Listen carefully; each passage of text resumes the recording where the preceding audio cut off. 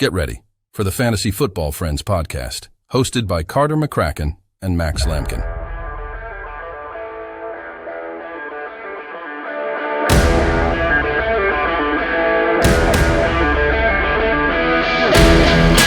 All right, so just wrapping this all up with our waiver wires, we just went through the game by games. So that's basically our deep dive into each game and kind of some of the guys we mentioned. We wanted to sum that up for you and rank where we would choose our waiver wire guys. Might even put this at the beginning of the video and then go into the game by game. So either way you guys end up seeing this. Here's our rankings though. Quarterback, number one. Quarterback priority, I'd go with Jared Goff. He's someone you can keep season long and has a great matchup next week. Geno Smith, also a guy you can probably keep season long. There were a little bit of concerns about his on the offensive line, but they seem to have that covered pretty well. Stafford, also a guy you can go and pick up and keep season long. Going to see volume. He's going to see volume. And if Kurt comes back, or Cup comes back. Yeah. He's looked absolutely great. Right. Running backs, we're going to go with Jerome Ford at number one, and I'd put Kyron Williams tied with him. We have him a little bit lower because he's probably not as much on your waiver wires.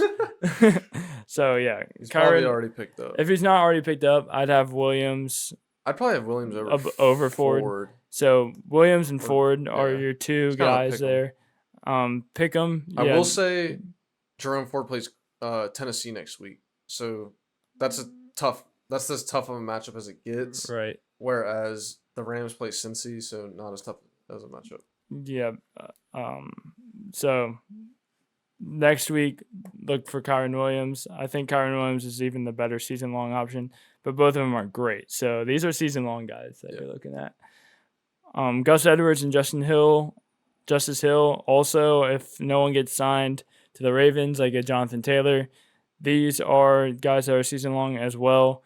We have Gus Edwards ranked above Justice Hill. He's more efficient, has a big body. Right. Next is Zach Moss. We have him lower because we don't know what's happening with Jonathan Taylor. If Jonathan Taylor is to come back, obviously Zach Moss is no longer relevant. Right.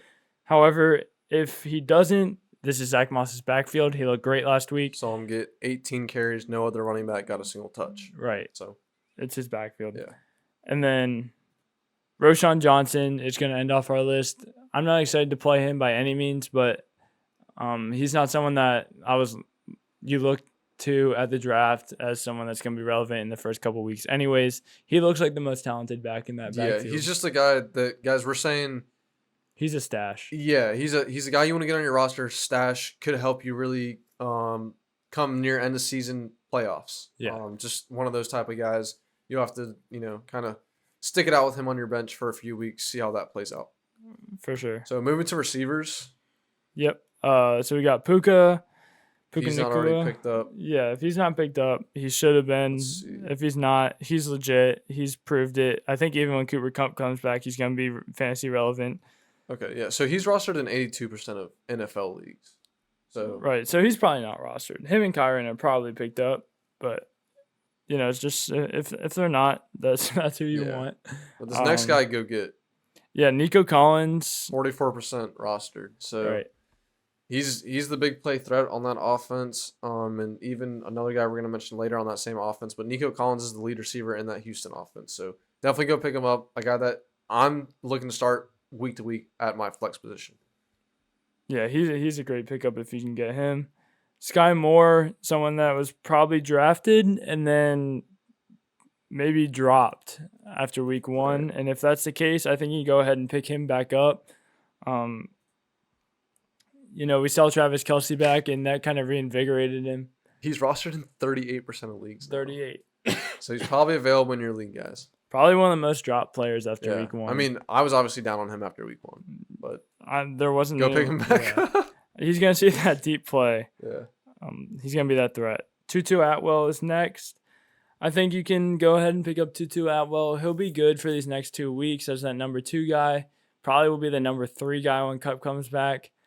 I don't see why they would sit Tutu and play Van Jefferson with Cooper Kupp and Puka. Right. I think Tutu's gonna continue to see solid work. Like, Right. I don't think there's any way he's totally phased out. Yeah, so I think you can go ahead and pick up Tutu Atwell. If you want to go ahead and drop Van Jefferson and do that, you can certainly go ahead and do Right. Yeah. Great point. If you want to replace Van Jefferson with someone, go get Tutu. that. Yeah. Tank Dell is another guy that we think could be relevant. Houston is going to see a lot of Negative receiving game work with the negative game scripts, lots of targets going Wow. out. Tank Dell's pretty explosive. 2.6 roster Tank Dell. percentage. Yeah. Yeah, so he's out there. And him and Stroud have had a great connection, almost like Bryce Young and Mingo type of deal, where two rookies coming in together. So, guys, yeah, 2.6% roster. So, highly likely he's available in your league. I would go get him. Obviously, depending on what you need on your roster, but Tank Dell, guys, is going to be a solid player throughout the season. Yeah, and CJ Stroud's looked good. So Right. Josh Reynolds is going to be our last guy that you can go ahead and pick up as a waiver wire.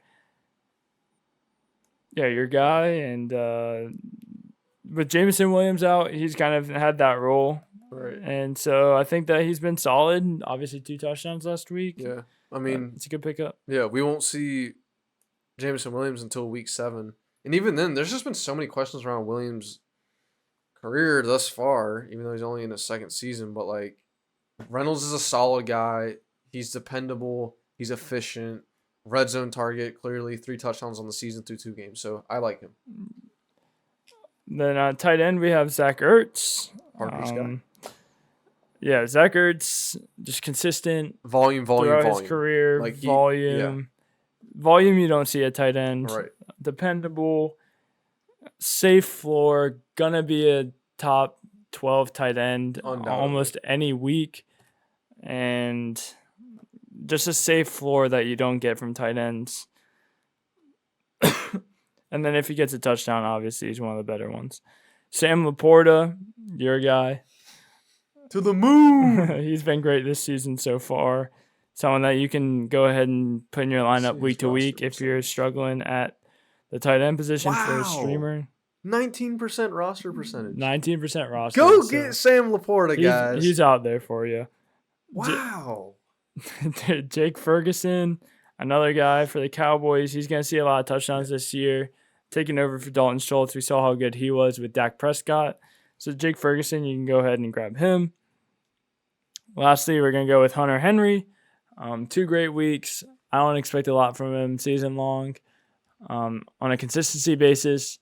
But, you know, he's been great these first 2 weeks, so it's hard to hate on him. And at the end of the day, like, there's very few guys that we can depend on season long, week to week. So we've seen it already in the first 2 weeks, so that's very encouraging. So, guys, if you're looking for a streaming option or you're someone that likes to roster 2 tight ends because your first guy is not that great, Hunter Henry's not the worst you can do. Right. Certainly. Yeah, he's a decent pickup. Yeah. So that is that.